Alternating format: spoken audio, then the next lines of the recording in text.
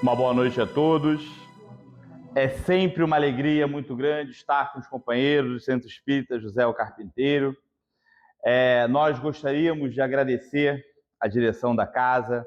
Nós estamos iniciando hoje o nosso segundo ciclo de palestras do ano de 2026 e gostaríamos de agradecer a direção de José o Carpinteiro, pois nós temos absoluta certeza de que a obra é do Cristo, mas a oportunidade de trabalho é toda nossa. Então, muito obrigado por mais esta oportunidade.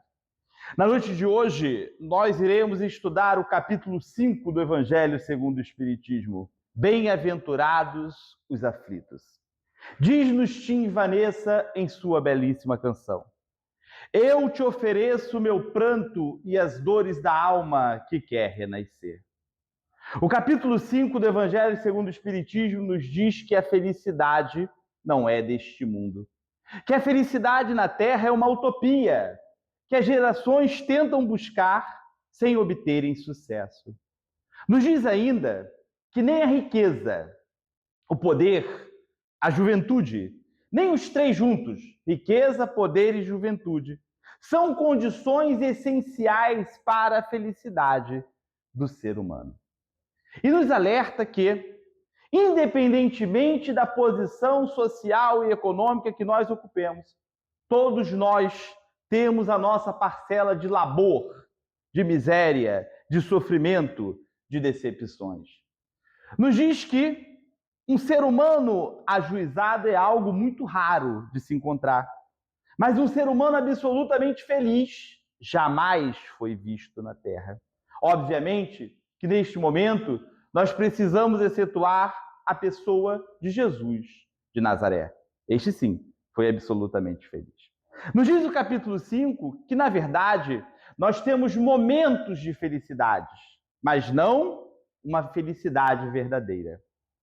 Eu costumo comparar a jornada evolutiva do espírito a uma viagem da Uber. Hoje, a minha esposa Nívia pôde vir me trazer aqui na palestra de José o Carpinteiro. Mas se ela não pudesse ter me trazido, como é que eu faria ao terminar a palestra? Eu iria religar o meu smartphone, abrir o aplicativo da Uber.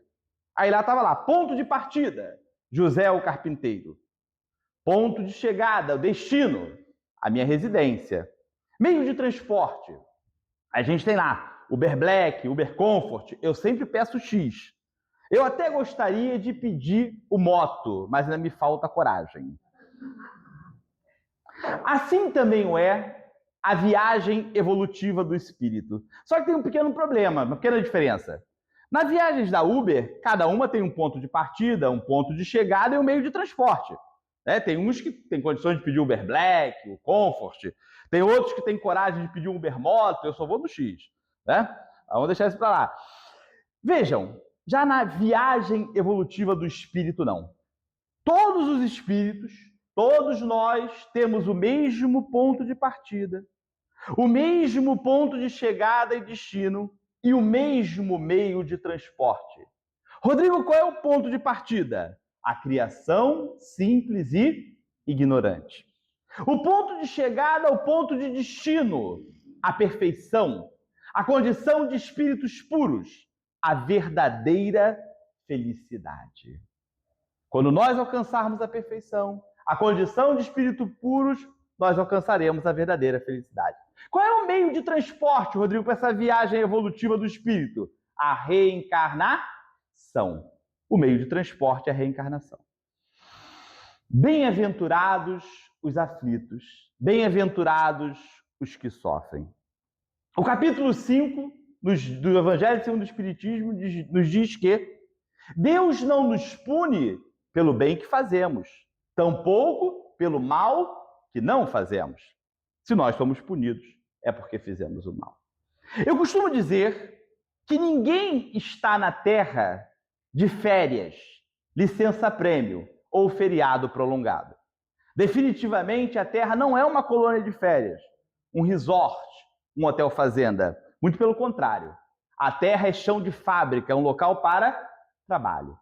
E com exceção dos nossos irmãos mais velhos, os missionários que vieram à Terra com a tarefa de exemplificar as leis do Senhor da vida, nós outros ou estamos na terra em provas ou expiações. E o capítulo 5 nos diz o seguinte, que toda expiação ela pode servir de prova, mas nem toda prova é uma expiação. Rodrigo, qual é a diferença? O que é expiação? O que é prova? A expiação é quando nós estamos purgando um débito contraído. Então, expiação, nós estamos purgando um débito contraído. Por que a expiação pode servir de prova, Rodrigo, como nos diz o capítulo 5? Porque quando eu estou purgando o débito contraído, mas faço isso de maneira tranquila, com resignação, aquela minha expiação vai servir como prova. O que é a prova, Rodrigo? É uma preparação para o futuro. Então, todas as vezes que eu estou passando por um processo de expiação, estou purgando um débito contraído, mas eu passo por aquele momento de forma tranquila, com resignação, eu estou também preparando o meu futuro. Mas, Rodrigo, então por que diz que nem toda prova é uma expiação? Porque nem toda dificuldade, nem todo sofrimento, nem toda decepção necessariamente tem como origem uma causa, uma falta cometida.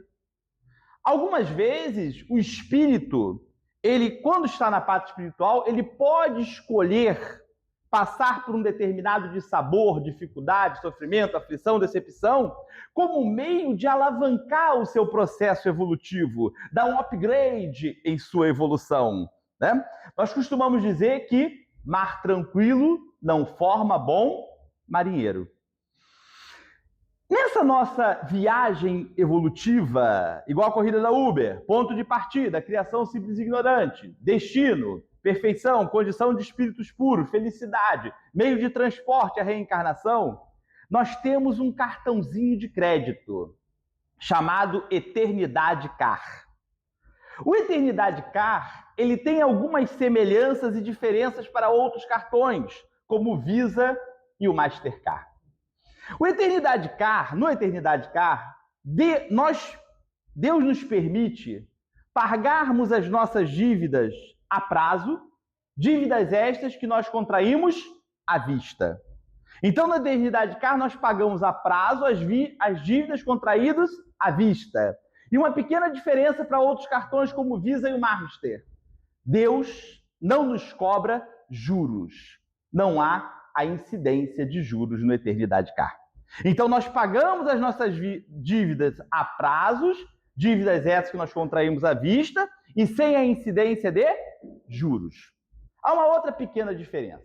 Muitas vezes, né, as pessoas lá no Visa e no Mastercard pedem para outra tirar alguma coisa para ela, comprar alguma coisa, né? Na Shopee, por exemplo. Ah, você compra aquilo ali para mim na Shopee, que meu cartão de crédito não está numa data boa, ou então já estourou, ou então eu estou sem cartão de crédito, perdi o cartão de crédito. E a pessoa vai lá, compra, né? E quando chega a fatura, a outra vai, né? Um parente, um amigo, né? Um familiar vai lá e paga.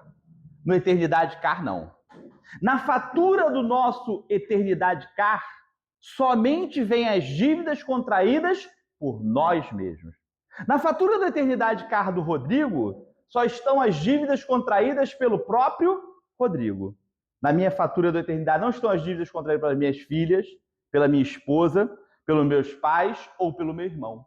Na minha fatura só tem as dívidas contraídas por mim mesmo. Por esta razão, que no livro Entre a Terra e o Céu, ao analisar a reencarnação de Júlio junto com André Hilário, o ministro Clarencio nos diz que, no final das contas, nós somos herdeiros de nós mesmos. O que Clarencio quis dizer quando nós somos herdeiros de nós mesmos? É que na nossa fatura da Eternidade Car só vêm as dívidas contraídas por nós. Rodrigo, você disse que nem toda prova, nem toda preparação para o futuro, ela deriva de uma expiação, né? Uma dívida contraída, que algumas vezes o espírito pode escolher passar por uma prova. Então vamos lá. A expiação pode servir de prova, mas nem toda prova é uma expiação. Então o espírito ele pode escolher passar por uma certa dificuldade, um certo sofrimento, uma certa aflição, uma certa decepção, como meio de alavancar o seu processo evolutivo, como meio de dar um upgrade em sua evolução. Rodrigo, Sempre nós participamos da escolha das nossas provas e das nossas expiações? Sempre não. O espírito, ele só passa a participar da escolha das suas provas e expiações à medida em que ele vai adquirindo uma certa maturidade moral e espiritual. Então, quando nós alcançamos uma certa maturidade moral e espiritual, nós passamos a participar, junto com os nossos benfeitores, da escolha das nossas provas e das nossas expiações. Isso está muito evidente no livro Eustáquio, 15 séculos de uma trajetória. A gente vê lá, lendo Eustáquio, que o Eustáquio, só quando ele alcança um certo nível de maturidade, que ele passa a participar da escolha das suas provas e das suas expiações. Essa informação também está muito evidente no final da maravilhosa obra chamada 50 anos depois. Com exceção do espírito de Célia, que encontrava-se em esferas superiores, devido à sua vida de atitudes mais elevadas enquanto esteve encarnada na Terra, outros personagens daquela obra, como Cláudia Sabina, Lólio Úrbico, Fábio Cornélios e Silano, encontravam-se em esferas inferiores, aguardando a próxima reencarnação. Naquele momento, o imperador Adriano já encontrava-se encarnado no corpo miserável de um filho de uma escrava. Quinéios Lúcius, ele aceita receber em seu núcleo familiar os espíritos conturbados e devedores de Cláudia Sabina e Atélia. Alba Lucínia e Elvídio Lúcius aceitam receber como filho bem-amados o prefeito de Roma, Lólio Úrbicus, que na última encarnação lhes havia perseguido e perturbado a paz de seu lar. Então, nós só vamos passar a participar da escolha das nossas provas, das nossas expiações, à medida em que nós vamos alcançando um certo nível de maturidade moral e espiritual. O capítulo 5 do Evangelho segundo o Espiritismo nos diz que são de duas fontes muito diferentes as causas, a origem para as nossas atuais aflições. No livro Há 2000 anos, nós temos o caso do senador Públio Lentulus. Por volta do ano 70 da era cristã, Públio Lentulus, em missão na cidade de Jerusalém, em mando do Império Romano, ele é capturado junto com seu amigo e colega, o senador Pompílio Crácio, pelos judeus revoltosos. Pompílio e Públio são levados à presença do líder dos judeus, que chamava-se André de Gioras. Ocorre que André de Gioras era um desafeto antigo de Públio Lentulus, pois no passado Públio havia condenado o único filho de André de Gioras à escravidão.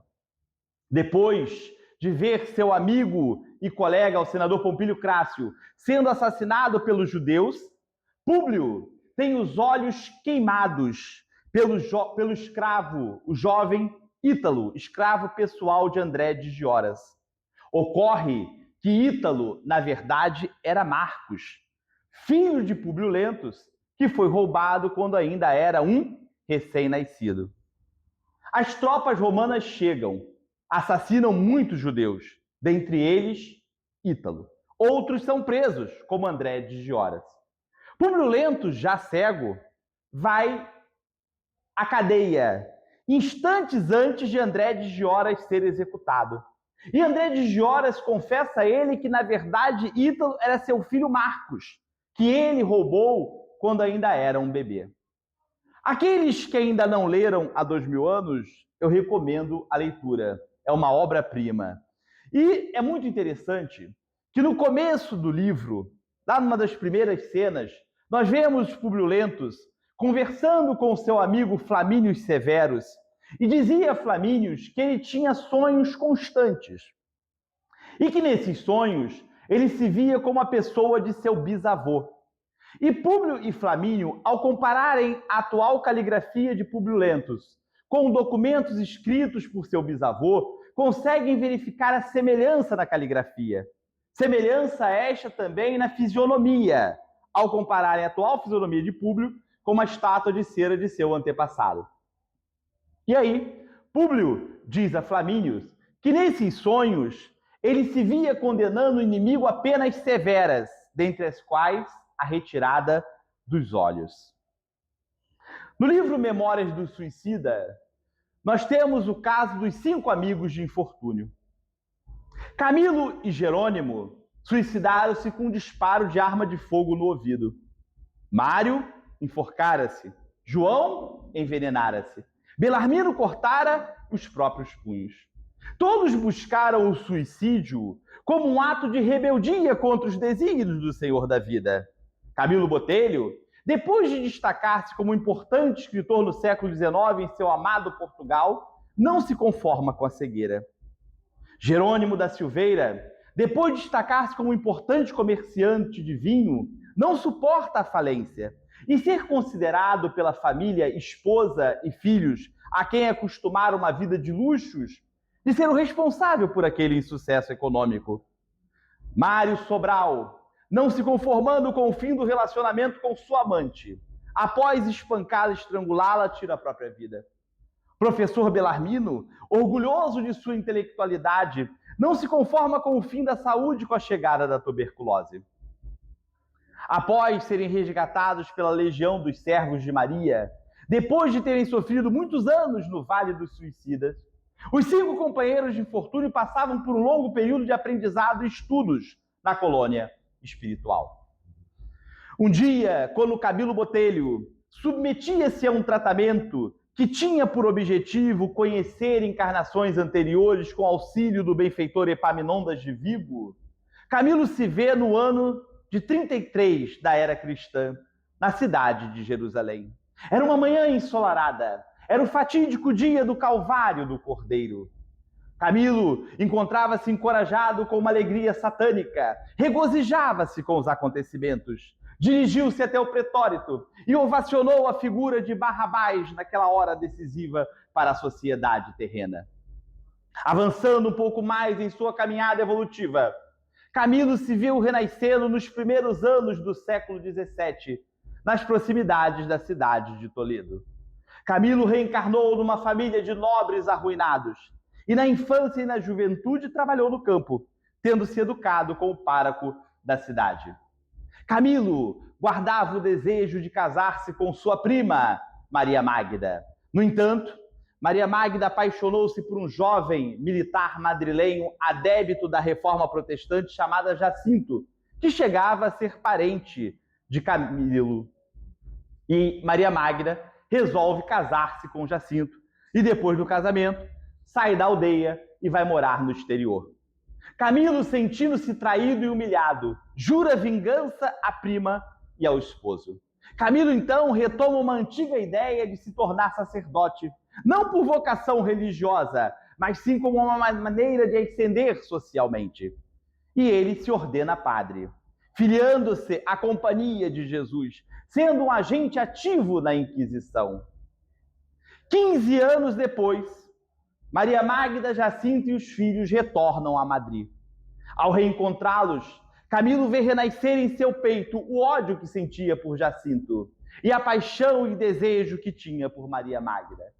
Camilo, então, passa a sediar Maria Magda, que o rejeita, pois era uma esposa fiel.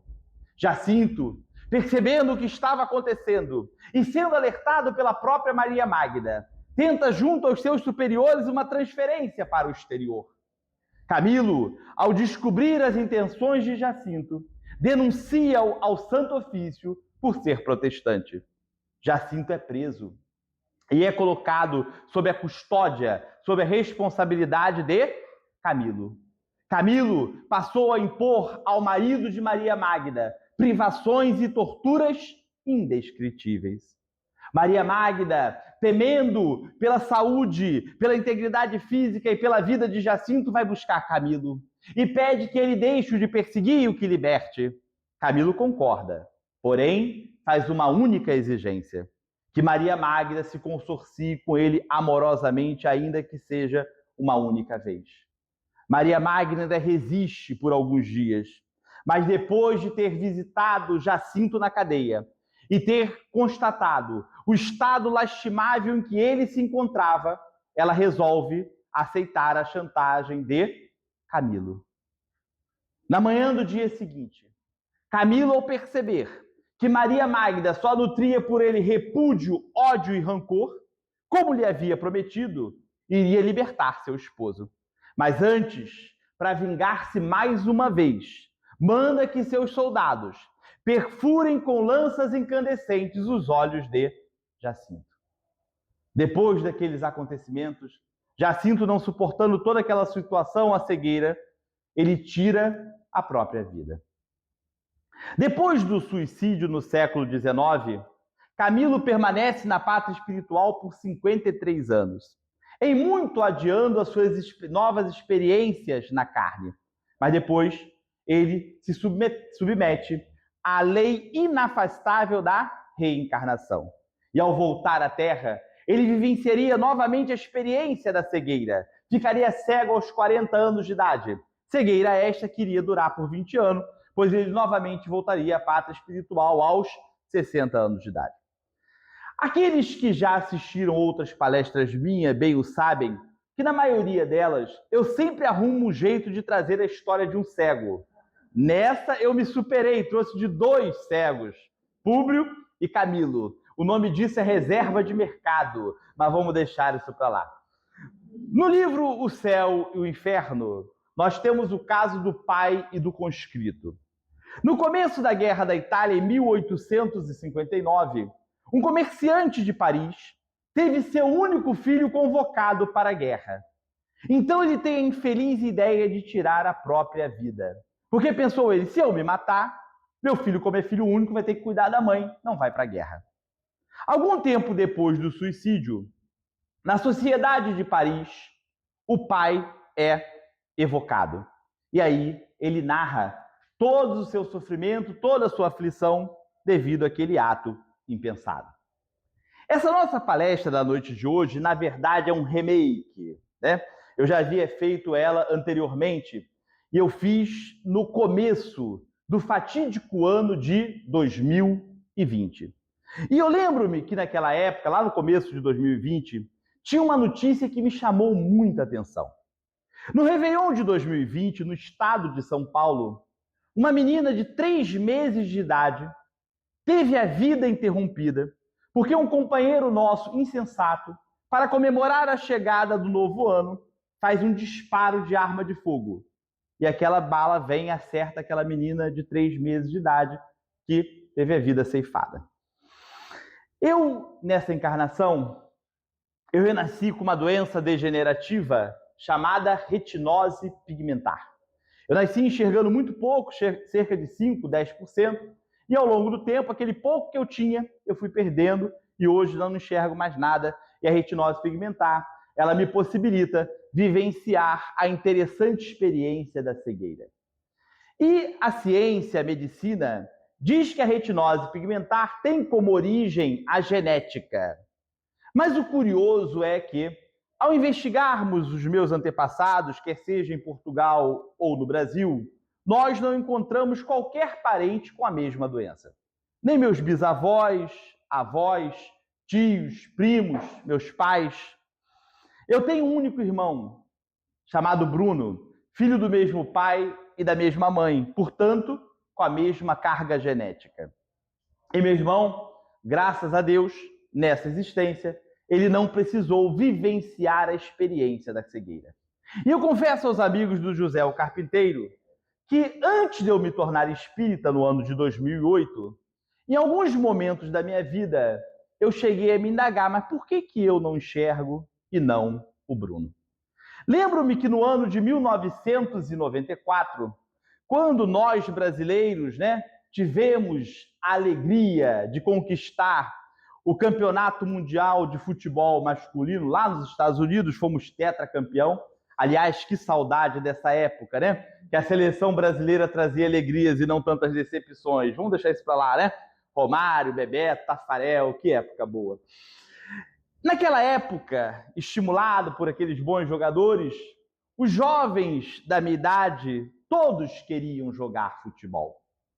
Eu lembro-me que em 1994, meu irmão jogava bola no campo do Zico, na Universidade Castelo Branco, e posteriormente no campo de Moça Bonita, do meu querido Bangu. E eu também queria jogar futebol.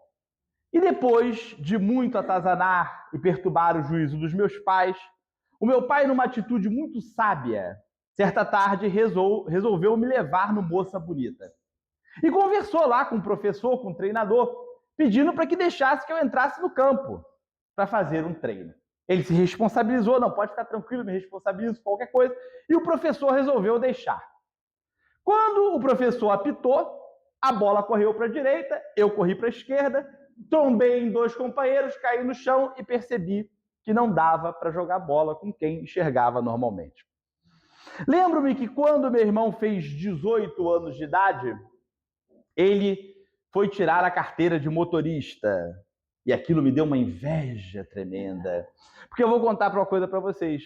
Muitos cegos como eu gostaríamos muito de dirigir um carro. Eu já cheguei a sonhar que estava dirigindo um automóvel. Eu dirigia de Bangu a Cascadura. O chato foi que eu lembrava que não enxergava no sonho. Mas alguém me fala, fique tranquilo, você está sonhando. Foi uma maravilha. Eu vinha pela Intendente Magalhães, parava no sinal, voltava. Lembro-me disso até hoje. Vejam, eu já nasci praticamente sem enxergar com retinose pigmentar. Então a causa, a fonte, a origem para esta minha aflição, para esse meu sofrimento, para as minhas decepções, obviamente, não podem estar nessa existência, porque eu já nasci dessa forma. Aquela menina de 3 meses de idade, que teve a vida interrompida no Réveillon de 2020, no estado de São Paulo, por um ato impensado e insensato de um companheiro nosso que faz um disparo de arma de fogo, ela nada fez naquela encarnação para ter a vida interrompida em tão tenra idade. Da mesma forma que a cegueira de Públio Lentulus não tem a origem naquela encarnação narrada no livro há 2000 anos.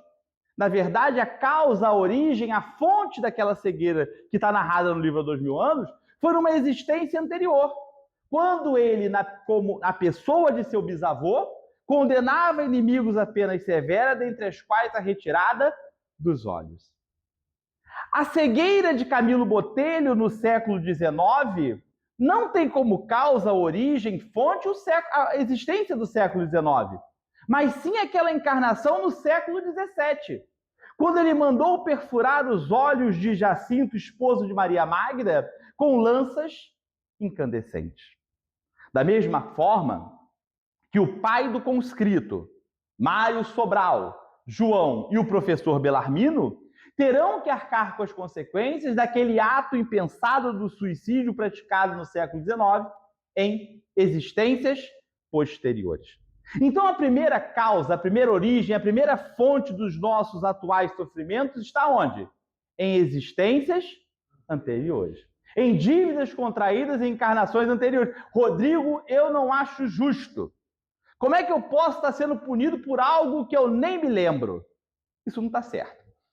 Eu, durante o ano, costumo frequentar muitas casas espíritas, né? E certa noite, como uma dessa, assim, depois de terminar uma palestra, um companheiro muito bondoso, gentil e educado vem falar comigo, né? Elogiando o meu trabalho, a fim de estimular, né, a minha tarefa e tal. E ele falou para mim, olha, Rodrigo, eu sou terapeuta. Eu falei, que bacana, que legal. Rodrigo, eu trabalho fazendo regressão. Eu falei, regressão, que interessante. E aí ele me pergunta, Rodrigo, você não gostaria de fazer uma regressão? Para você eu nem cobro nada, eu faço de graça. E eu também, tentando retribuir toda aquela educação, aquela gentileza, né?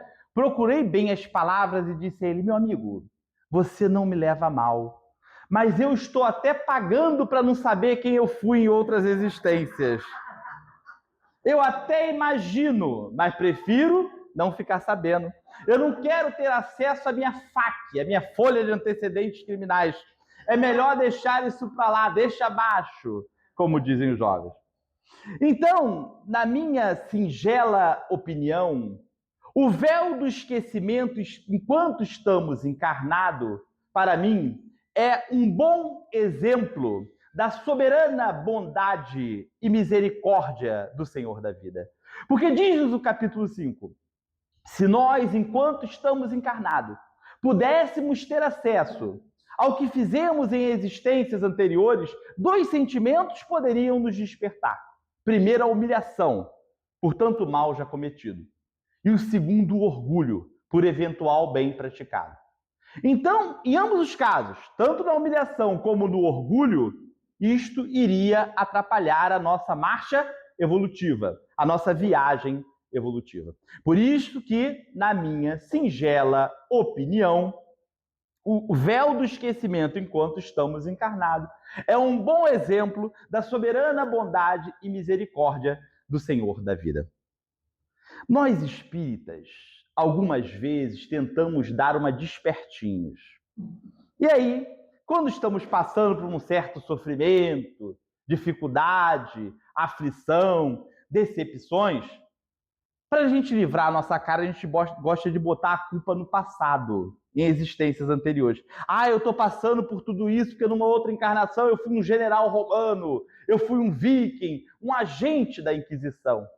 Mas será que todas as nossas atuais aflições, sofrimentos, decepções têm como fundamento faltas cometidas em existências anteriores? Não. O capítulo 5 do Evangelho segundo o Espiritismo nos alerta que muitas das nossas atuais aflições são consequências das nossas más escolhas realizadas nesta própria encarnação. Eu não sei se tem na assistência alguma outra pessoa com deficiência visual, ou se quem irá nos assistir pela internet pode ter algum outro deficiente visual, um outro cego como eu, mas aqueles que enxergam, ao olharem para mim, podem facilmente perceber que eu estou com o IMC, o índice de massa corpórica além do recomendado. Eu sou um legítimo modelo de botero, ou no bom português, rechonchudo, gordinho. Mas vejam, diferentemente da cegueira, da retinose pigmentar, que tem como causa, origem, uma falta cometida na encarnação anterior, o fato para eu estar assim com o IMC além do recomendado, né, um modelo de botero, rechonchudo, gordinho, não tem causa em outras existências. E sim, nas noites de sexta e domingo, que se não fosse o freio colocado pela minha filha mais velha, pela Júlia, em todas elas ou eu pediria uma pizza ou então um hambúrguer. Então vejam, nem todas as nossas atuais aflições, sofrimentos, decepções têm como causa, como origem, faltas cometidas em existências anteriores. Muitas vezes, né, elas são consequências das nossas escolhas nesta própria encarnação.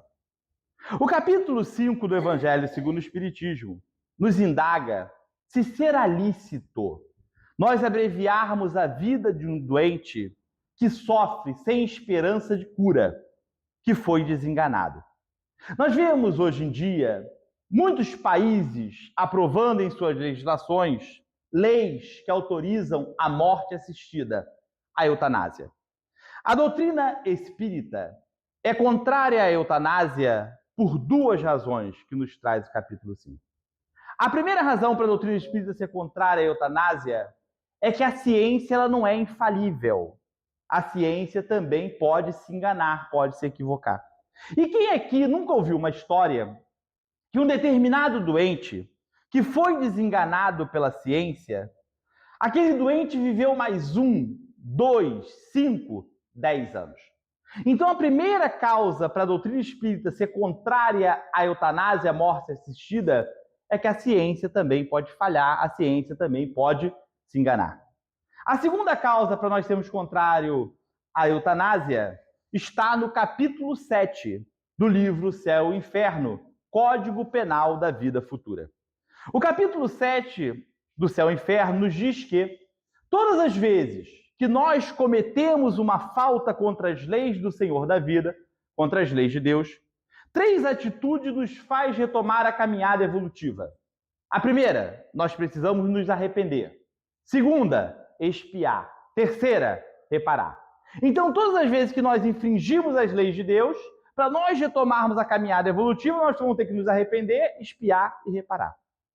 E quem nos garante que naqueles instantes finais de aflição, de sofrimento, né, justamente o tempo que aquele espírito precisa para refletir em sua encarnação e se arrepender de faltas cometidas. E nos diz o capítulo 5 que aquele arrependimento, enquanto está encarnado, poderá poupar muitas lágrimas quando chegar na pátria espiritual. Então, a doutrina espírita, ela é contrária à eutanásia, à morte assistida, por duas razões. Primeiro é que a ciência, ela não é infalível, ela também pode se enganar.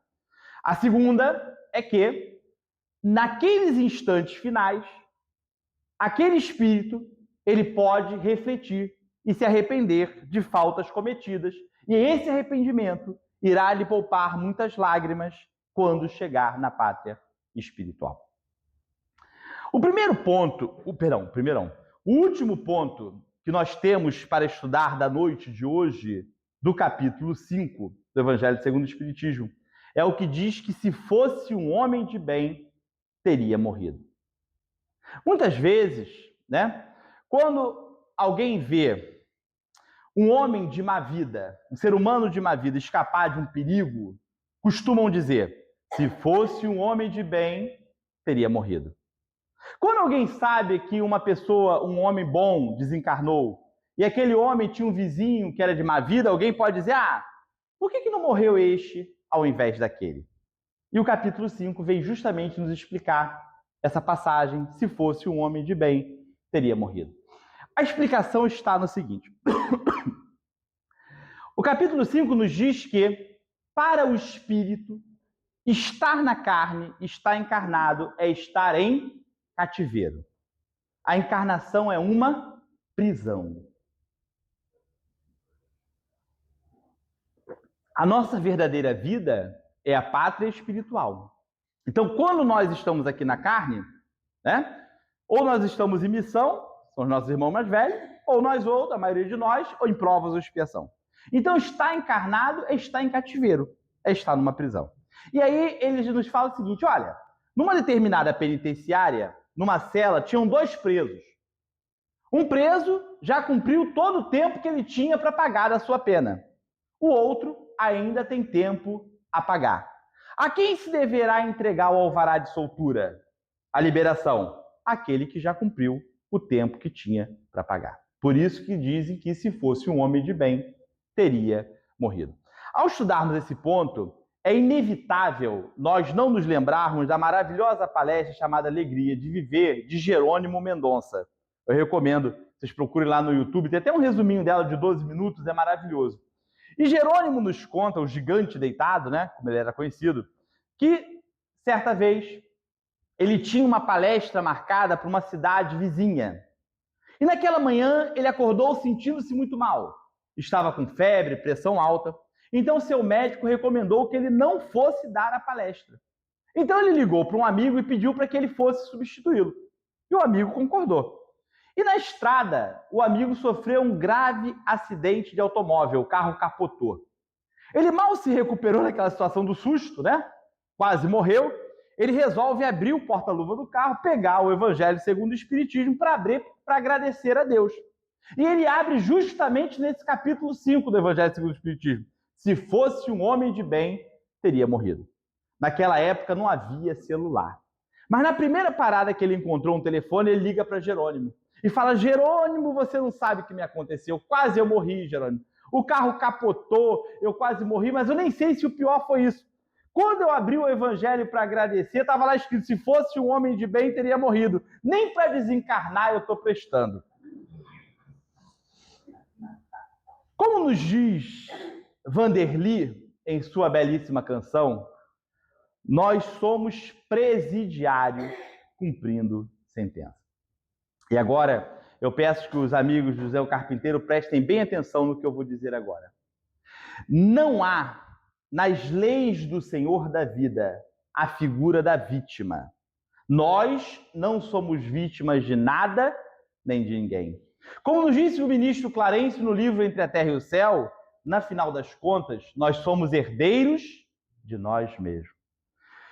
Lembremos que no nosso Eternidade Car, naquele mesmo que Deus nos permite pagar a prazo as dívidas contraídas à vista e sem a incidência de juros, na fatura do nosso Eternidade Car, só vêm as dívidas contraídas por nós mesmos.